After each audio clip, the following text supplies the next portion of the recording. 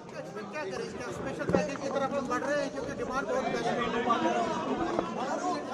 जम्मू कश्मीर में अतिवृष्टि के कारण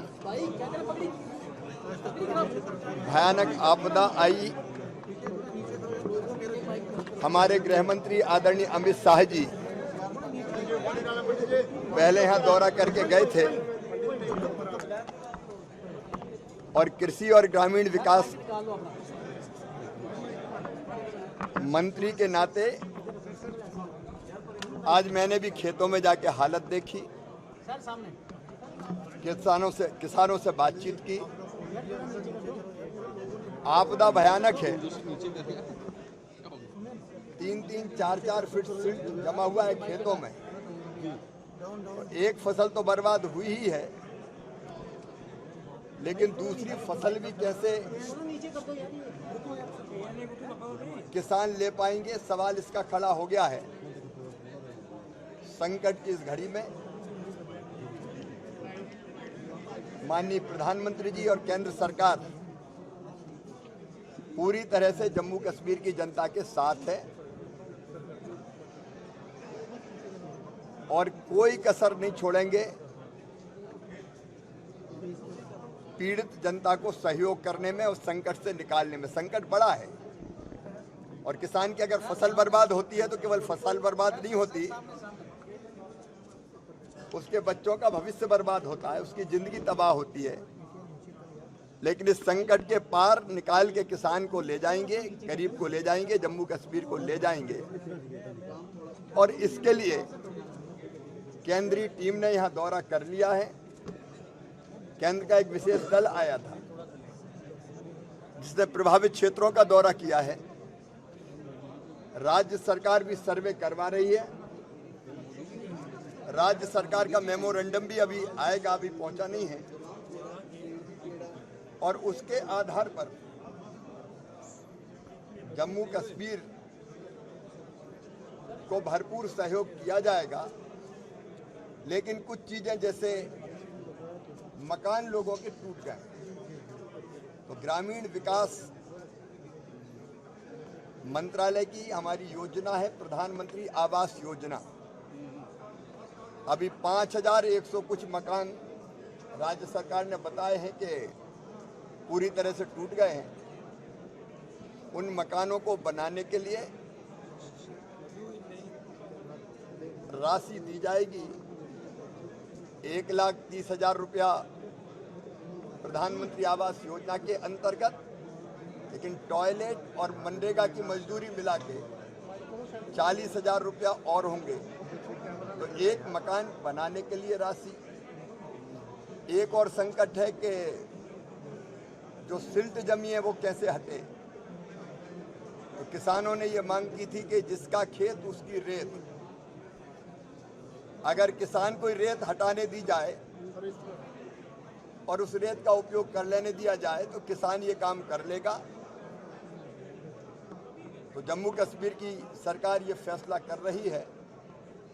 लेकिन सिल्ट हटाने के लिए भी एनडीआरएफ के तहत आवश्यकता पड़ेगी। राज्य सरकार प्रपोजल भेजेगी तो 18,000 रुपये पर हेक्टेयर की दर से उसकी राशि भी दी जाती है। मनरेगा की मजदूरी भी जो साल में 100 दिन मिलती थी बढ़ा के हम 150 दिन कर रहे हैं ताकि मजदूरों को भी काम मिल जाए। हमारी जो स्व सहायता समूह की बहनें हैं, मैंने कहा कि उनकी भी सहायता का प्रपोजल यहाँ से आएगा, उसके लिए भी अलग से राशि जारी करेंगे। फसल बीमा योजना का लाभ किसानों को मिले, इसके लिए मैं फसल बीमा योजना की पूरी टीम लेके आज यहाँ आया था। उनने भी दौरा किया है। हम बीमा कंपनियों के साथ बातचीत करेंगे और क्रॉप कटिंग एक्सपेरिमेंट राज्य सरकार करेगी। उसके बाद फसल बीमा योजना का लाभ किसानों को मिले, इसका इंतजाम किया जाएगा। बीज की जरूरत है। यहाँ की सरकार, हमारी राज्य सरकार से हमने कहा है कि उसके प्रपोजल भेजें अलग से, चाहे वो हमारे तिलहन के बीज हो या बाकी ज़रूरत के बीज है, हम अलग से उपलब्ध करवाने का काम करेंगे और प्रधानमंत्री किसान सम्मान निधि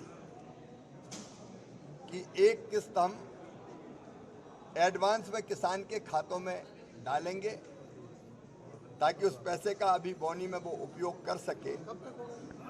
ये तो जल्दी डालेंगे, बहुत जल्दी। तो इस तरह जो तात्कालिक कदम उठाए जा सकते हैं वो हम तत्काल उठा रहे हैं। बाकी मेमोरेंडम पहुंचने के बाद फिर राज्य को जो और सहायता करनी है वो की जाएगी। नेशनल हाईवे बंद है, मूव करो उसको बहुत मुश्किल है। मैं सोचता हूं कि अब नेशनल हाईवे का काम युद्ध स्तर पर चला है और अब नेशनल हाईवे चालू हो गया है।